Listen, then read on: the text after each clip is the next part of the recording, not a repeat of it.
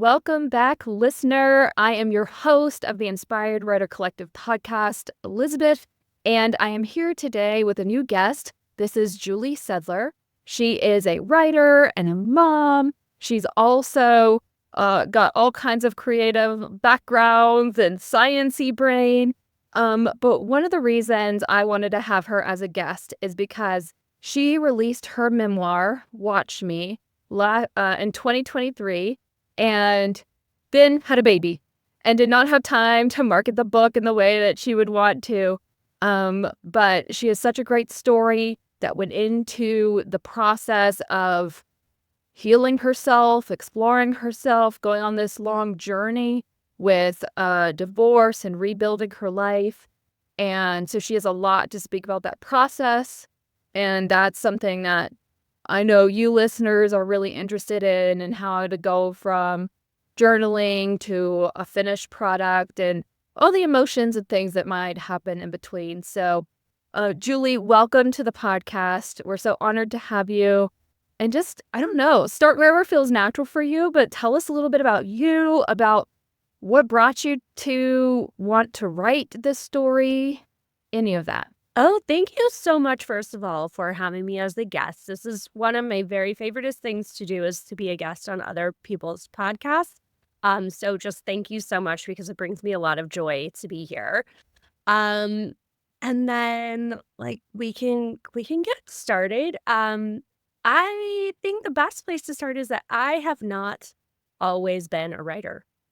And I think that that is something that a lot of people can relate to, especially people who walk this journey that I have, where you have experiences in your life that you feel are stories that really need to be shared. And then you become a writer and you sort of become compelled to share those stories. So that is exactly what happened to me.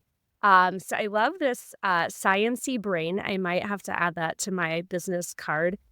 So I am actually, by training, a chemical engineer, and I've got a background in HR and like business consulting. So I have all of these things that I have worked on in my professional career over the last 20 odd years. And writer is not one of those until recently. So you asked what inspired me to write my book and to publish my book. And it was kind of less an inspiration and more feeling compelled.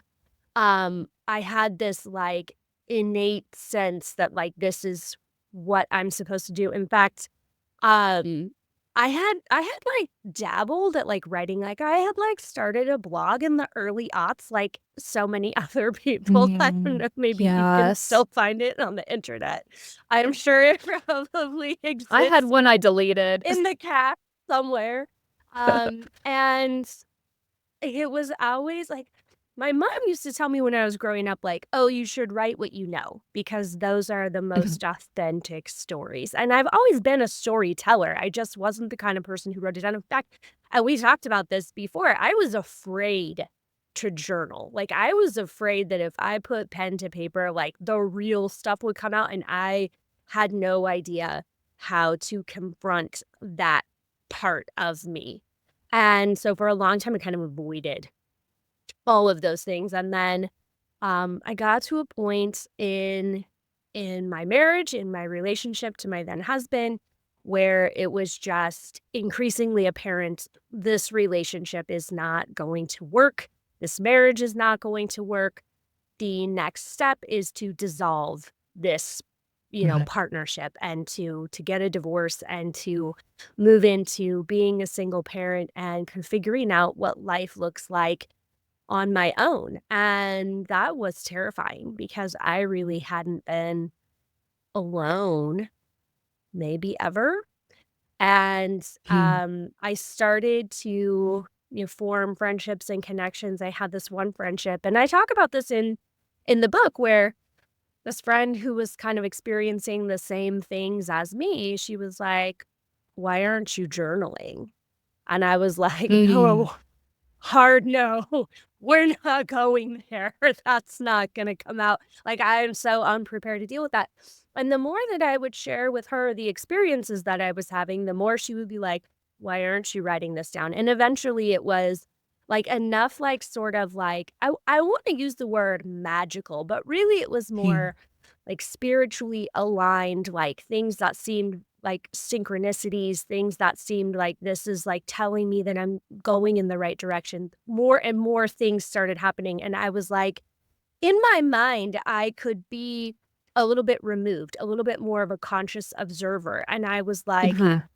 this is too cool of a story to not write down, to not, like, get the details of it, because the way that this is unfolding is just so incredible. It's just so magical. It's just so meant for you.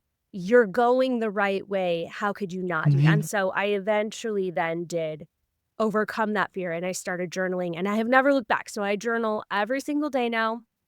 And those words then go into my books. So I kind of look at it as there is an ROI on this, because eventually this is gonna Mhm. be something that I release.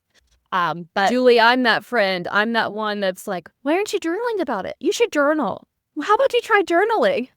So, journaling is incredible in just, I mean, like, you do not need to monetize your own healing. Let me just put it that way. Because it's incredible in its own right. But for me, it became the tool that I could use to then Mhm. go back and, like, get my writing down. So when it came to actually moving myself to create this first draft, I started by straight up transcribing my Mm. journals, because I write by hand. I write in an actual journal. I cannot move myself as an For those older listening, I'm millennial. showing my journal. As an It's older just millennial, I need the paper. I just cannot yes. move to the digital space. I want that mind, body, spirit connection. I want it to flow through me. No disrespect to people who are journaling in a digital space. It's just not for me. It would probably make my life a lot easier if I journaled in a There's digital space. research about the impact of handwriting and the connection to the heart. There So is. you're There is. what I'm you're doing it sensing is my way valid. because it feels good for me, but I'm not Yeah. dissing on people who are doing it in the way that works for them. Let's just put it that way. But Mhm. that is what really got me started. That's what got me my first draft. And I had obviously I do not have training. I didn't really Mhm. know, what's a first draft supposed to look like. And I Mhm. I wasn't even thinking about, like, querying an agent or whether or not I was gonna self-publish or, like, what avenue I was just like, "Okay, just one thing at a time, focus on getting these words on the page." And, I was actually thinking about this concept today that, when you don't have that basic training, right? Like, I am not a trained writer. I don't know what those building blocks are, what that first principle is. Like, so first we're gonna start with a rough draft, right? I Mhm. had to figure that out by trial and error. I had to, like, piece together what that looked like for me. And then I was kind of, like, relating, like, other people who don't know engineering aren't gonna know that, like, we start with a mass and energy balance. Like, that's, like, the basics of what we're doing when we're looking at a system. Like, where is this coming from and where is this going? And so I want to be clear for, like, the people who are listening to this and are maybe, like, resonating with my story, like, "Oh, I don't have this training either." Um, Mhm. that's okay. You most certainly can figure out what these basic starting blocks are. If I can do it, you can do it. There's a I would fear there. even argue it's to our benefit to not know, because if we knew at the onset how much work it would take to, like, go from concept Oh, idea, all the writing time, the editing, the book cover design, we might not have even tried. But as long as you get at least a little bit far enough into it where you get that sense of inspiration of, like, this story has to go out, then you can overcome all those hurdles you have that to is learn. real. That was, like, the only thing that I continually said throughout the process to anyone who was, like, in my inner circle. I was like, "It would be so much easier for me to just quit. It would Yep. be so much easier for me to just say, sunk cost fallacy, all the time and effort that I have put into this project up to this point is not worth all of the effort that I still have yet to put into it.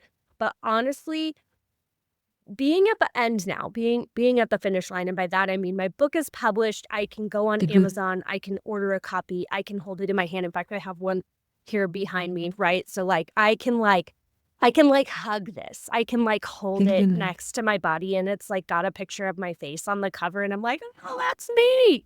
Yeah. Worth it. 110% Love it. worth it. And so you mentioned this before, but I hit publish on this book just a couple of days before I gave birth to my third kid. And so I joked with my husband that I needed to birth this baby, being my book, before I birthed my human baby, because I knew how much work was going to go into my human baby, and that I would have Yes. less time to go into my creative baby. Yep. And I'm And for really the glad that I listeners, did that. that's a second husband. So she got the divorce, and then this is a new relationship with a baby and all of that. So Yes, just for yeah. some clarity. For people who are not intimately familiar with my story, which if you read the book, you would become intimately familiar with my story. Sometimes that happens in life where you just kind of start again. You just kind of pick yourself back up.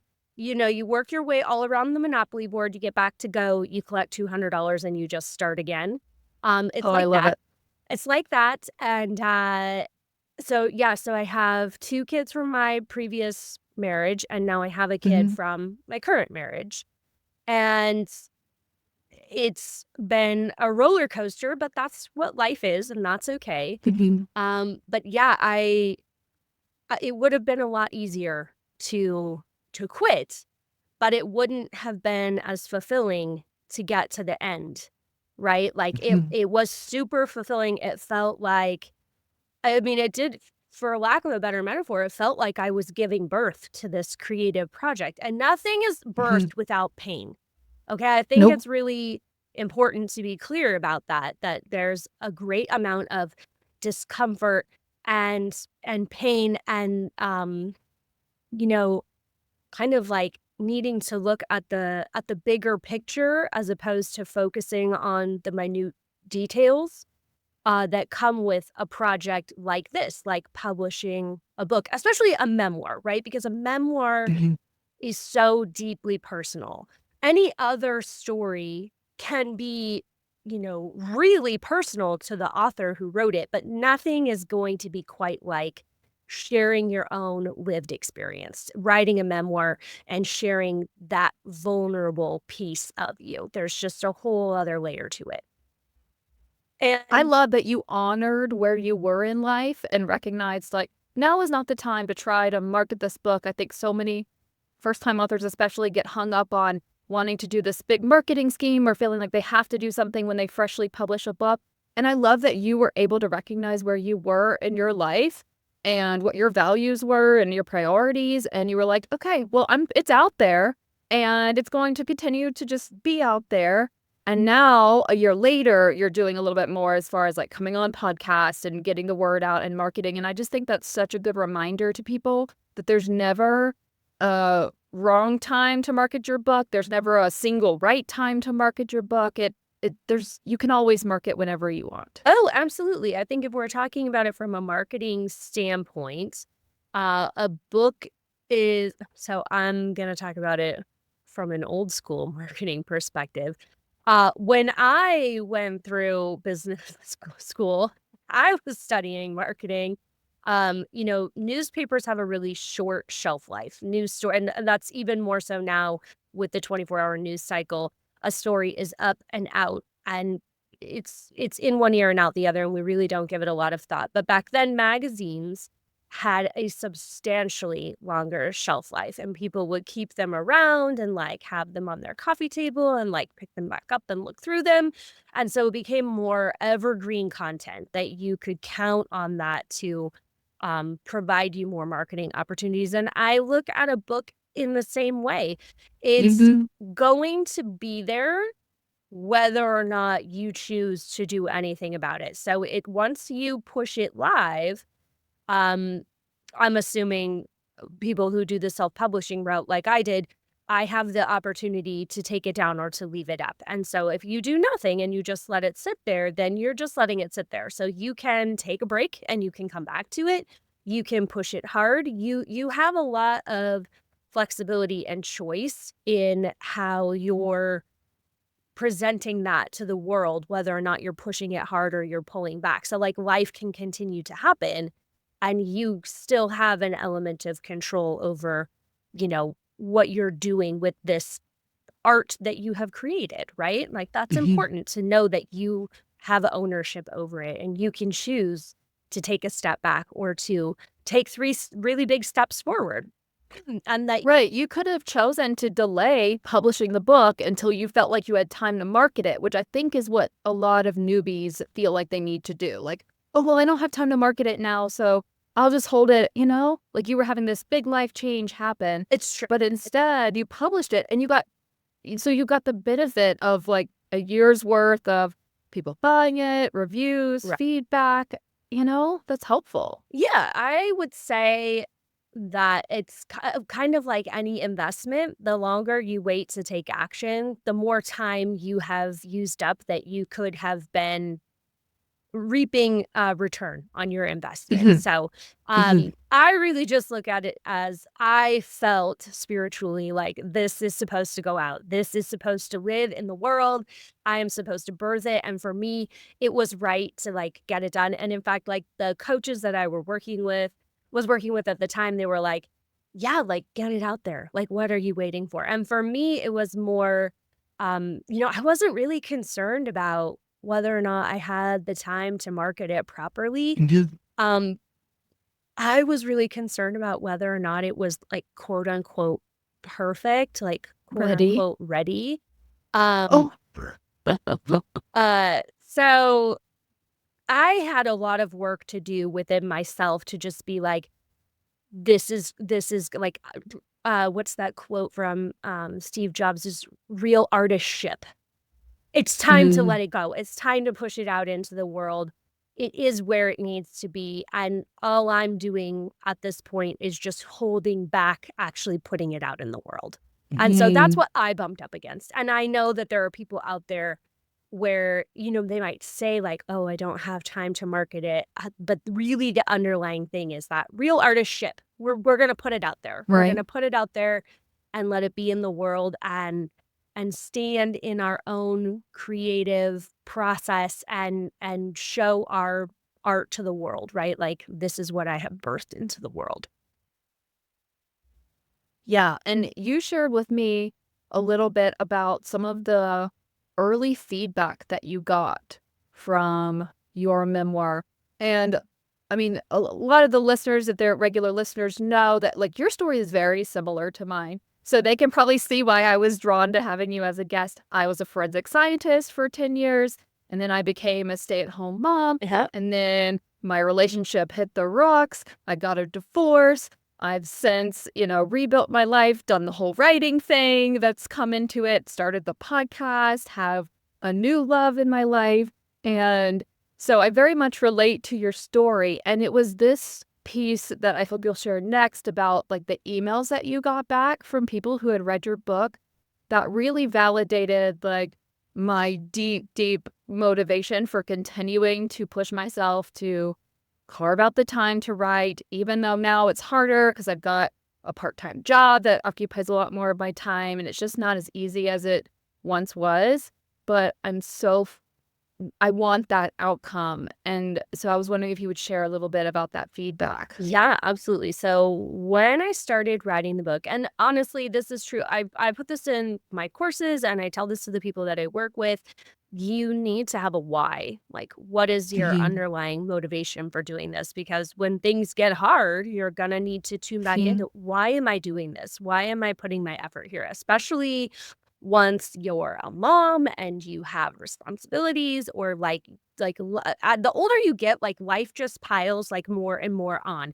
So it feels like you need that motivation to be really clear because you're going to have to Mhm. prioritize your time, right? Like, why am I prioritizing doing this thing over these 5 other things right now.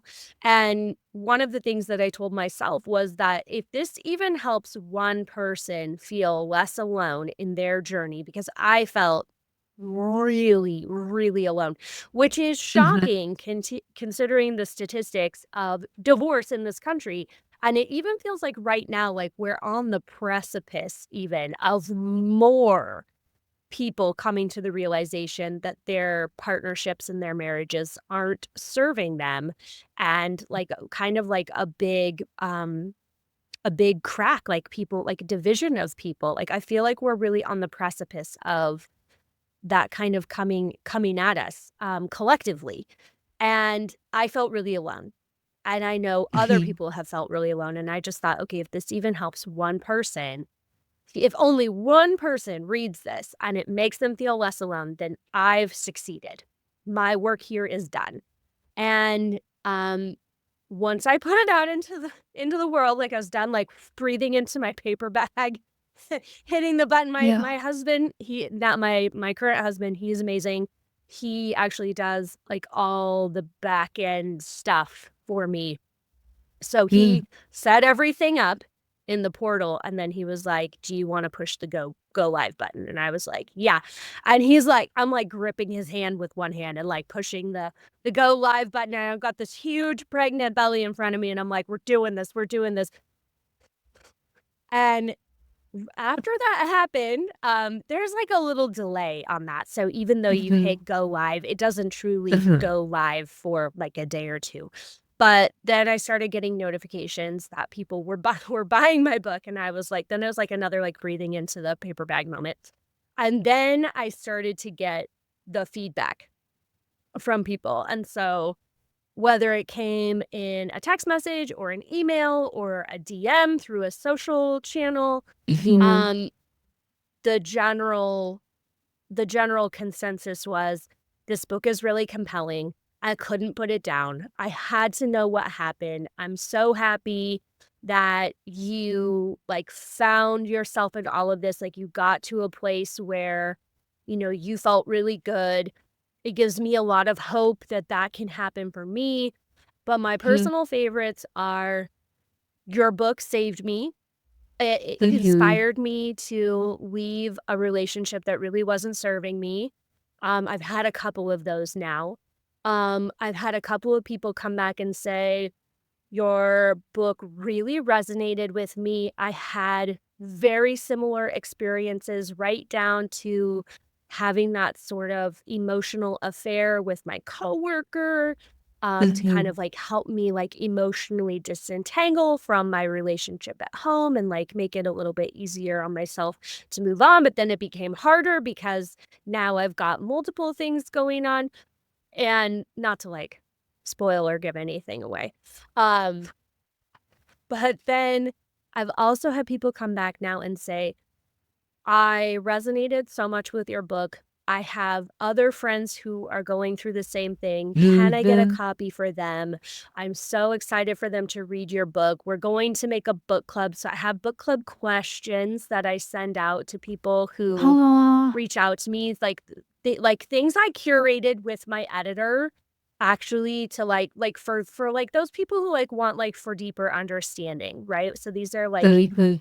thought-provoking, like, journaling questions that can help you, like, find deeper meaning for yourself.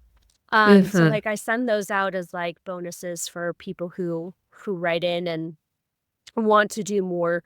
But those are becoming my favorite, the whole, "I have this other friend, and they're going through the same Mhm. thing, and I'm getting them a copy of your book." And then they come back and they're like, I found your book from a friend of a friend, or they bought me a copy, and now I can't put Mhm. it down, and I need to know more." And so it's just, it's opened my connection to sometimes people in my community, sometimes people I don't even know, in such a new way that the connection of like, how can we support one another through what is increasingly becoming a more common experience, right? We're talking about a divorce rate of like 50% for first marriages in this country. And then it's like even higher for subsequent marriages, especially if Mhm. people don't work on Do the themselves work. or work on their relationship skill sets.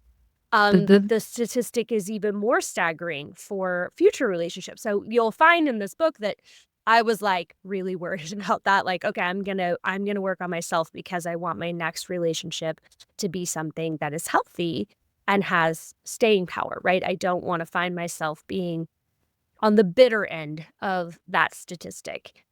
And it's just so incredible to find community. Like it's kind of a sad circumstance, but I really love that we get to build a community and we get to be supportive of one another because I didn't want to feel as alone as I felt in that experience. So I feel like I get to kind of be Mhm. that person who provides that space for people. And that makes me feel like I'm living my life's purpose.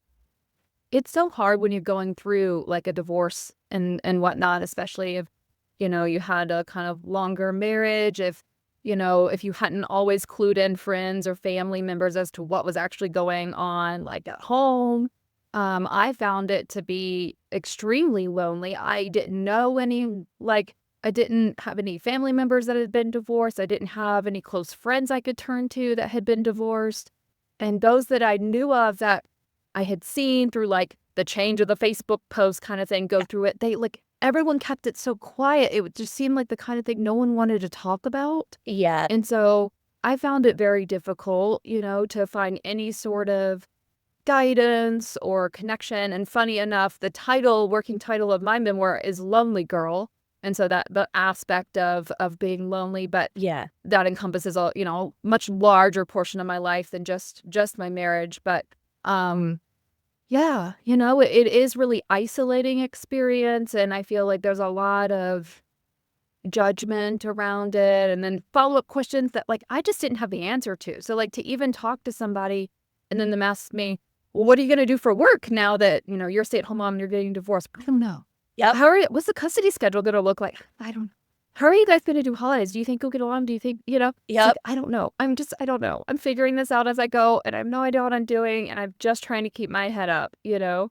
Um, Well, and one of the things and I so love about my book is that I ask myself those same questions, and Mhm. you are privy to reading that inner dialogue along with the rest of the story. So, Mhm. I mean, there is like a lot of shame. So, I'm the first person in my whole family to get a divorce, Mhm. and I was really Same. afraid, like, is my family gonna come through and support me in this, Mhm. or am I gonna be, like, shunned? And you can actually even read, like, there's, like, a little element of surprise in my writing when, Mm. they show up for me in, like, a really big way in a couple of the very Yeah. first chapters.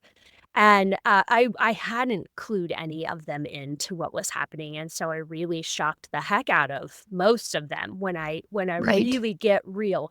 And I'm like down bad crying, not at the gym, sorry, T Swifty, I was not at the gym, but they all showed up at my house, and I was like, "Okay, friends, here's the real raw scoop. Here's everything that's been happening, and like things are hitting the fan in a big way today." And of course, I think like I had lost it at work, and I was not okay. And my favorite coworker, had the desk next to mine, and I was getting ready to leave. I'd like worked like a half day. I'd like worked in the morning. I was getting ready Mhm. to leave, and they just looked at me and they were like, "You're not good. What do you need?" And I was like, I knew that they had a bottle of red wine in their desk because, like, a client had, like, sent it to them, and I was, like, coveting it, and it just came out of my mouth, like, I didn't like, no filter, I was like, "I need wine right now," right? Because like, that's how I chose to face the hard stuff that was coming through. I was like, "I'm just gonna, like, tie one on, and it's just all gonna Yeah. come out." And they were like, didn't say a word, looked me right in the eye, one hand down to the desk drawer, opened it up, took the bottle out, and just handed it to me, like, without any just like, "Okay, here you go. It's yours. It's yours, whatever you need." And I was like, just slipped it right into my purse and, like, out the door, and I got home, And like my whole family showed up and like someone's like playing with my kids. My spouse wasn't there. I finally felt like I like had the space to like be safe and like tell everything. And Mhm. I'm just like, I have like a coffee mug and it's just, somebody's just like constantly refilling it for me. And it's like 1 o'clock in the afternoon. Like no shame in my wine game there. Yeah. And that I mean, I was consciously making better choices around alcohol, but in that particular moment, I'm like, this is how I'm addressing this today. And no one Mhm. said anything to me. Everyone was just so supportive and like, okay, we're going to get through this. We're going to figure this out. And I was like, we can do that. Mhm. We can figure it out. And they were like, yeah, yeah, we're going to Well, figure it out. and the beauty of you going through that journey and then writing about it in your memoir, kind of creating a roadmap for other people, is that now you've turned that into online courses, right? So now True. you Yeah. help people figure out, okay, here's where I'm at. Here's what I would like to see for my future. Yes. Is that even possible? How do I get there? Helping remove all of that like doubt and that, negative like self-talk and feeling empowered. I think you use the phrase self-leadership on your website, I do. things like that. Yeah, Um, actually, this has been the hardest year for me. At 12 weeks postpartum, I bought a new house and decided to move with a 12-week-old baby. Woo. I also returned back to work to my 9 to 5 at the same time. And so it's just been like stuff like that just thrown at me throughout this entire year. And I've gone back to my own program and was like, all right, here's the pillars. What am I doing?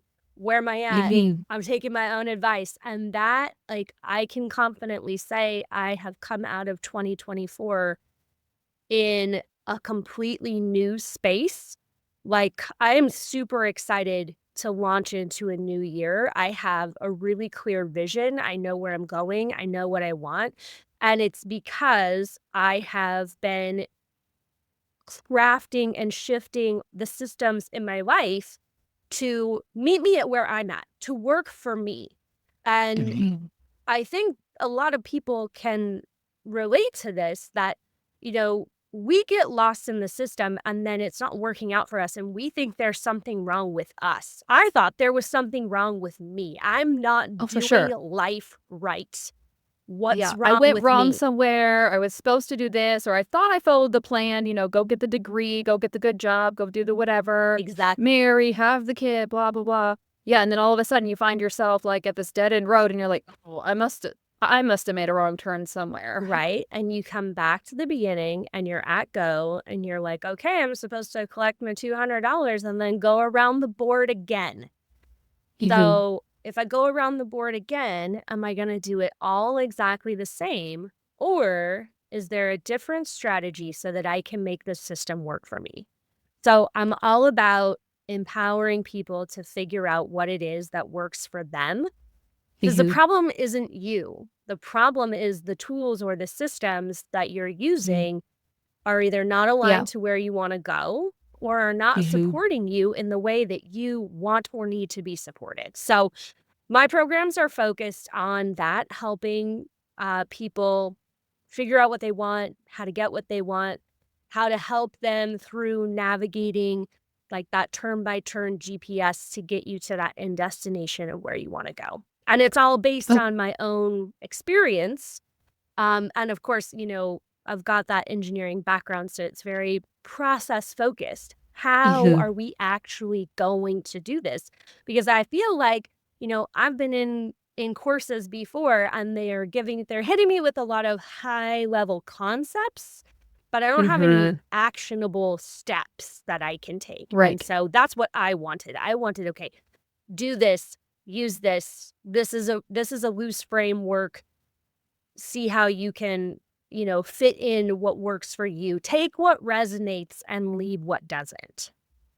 And Julie, you have a special offer for our listeners today regarding those courses. Yeah. So I am happy if someone wants to jump into anything on my website. I'm happy to add a one on one session to them at no extra cost.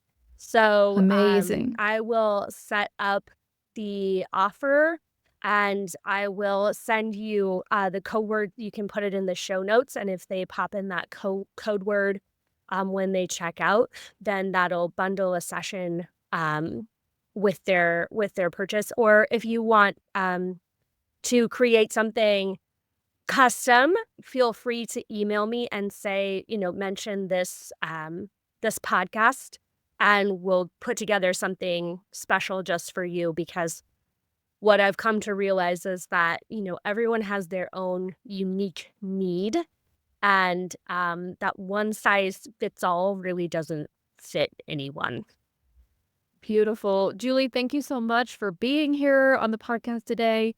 Thank you for being vulnerable and willing to share your story, both in the initial writing of it and also in just the sharing of the process that you've done with us today.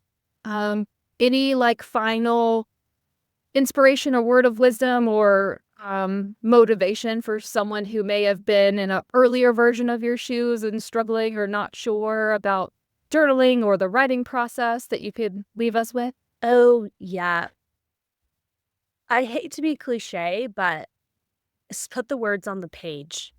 There's so much that you can do after the words are on the page that it doesn't, not everything that comes out the first time is going to be gold. And I'm bumping up against this, I'm in the middle of writing my second book now. And that's what's flowing through my mind, is just get the words on the page. You will clean this up later. You've got an amazing editing team that will come through and fix the Oxford comma and take care of the correct capitalization. My husband is actually very, very good at that. I'm very lucky to have him. But really, the gold is whatever's inside of you, whatever that idea is, whatever that nugget is that feels like it needs to be birthed into the world. That's the important thing to get down on the page. Everything else can get cleaned up in another. You're always going to be working on another draft. There's always going to be a revision, and all of that comes later. But what has to come first is your raw idea. It just has to. Yeah, get it down. Right, and you can do that through journaling even before you're ready or ever consider writing a book. Like, write down what you're feeling today. Write down how you felt about that thing that happened last week. Just write it down. Oh, absolutely. Absolutely. Yeah. Your journal is like your safe space where you get to just unfiltered. I do kind of have this thought in the back of my mind every once in a while where I'm like, oh my gosh, if someone were to come and read my unhinged, real, raw thoughts. It's a good thing there's an editing process, right? You might have a little bit of a problem. And then sometimes I read back my own stuff and I'm like, wow, you could really clean up your self-talk a little bit, Jules. Like we could do some deeper work on that. We could be as nice to ourselves as we are to all the people around us in our lives. So I'm certainly not immune to doing the work just like anyone else. In fact, I do. That's what keeps me going. But you just, everyone has to start somewhere. It doesn't matter if you're Stephen King or if you're, me with zero experience. Yes. Everybody starts by putting words on the page. That's the basics. So if you are also not a trained writer like me, there you go. That's the lesson today. Put some words on the page. That's the first step. All right. Well, you heard it here, listener. We're so glad you got to watch this episode. Thank you again, Julie, for being here with us. And listener, we'll see you next week.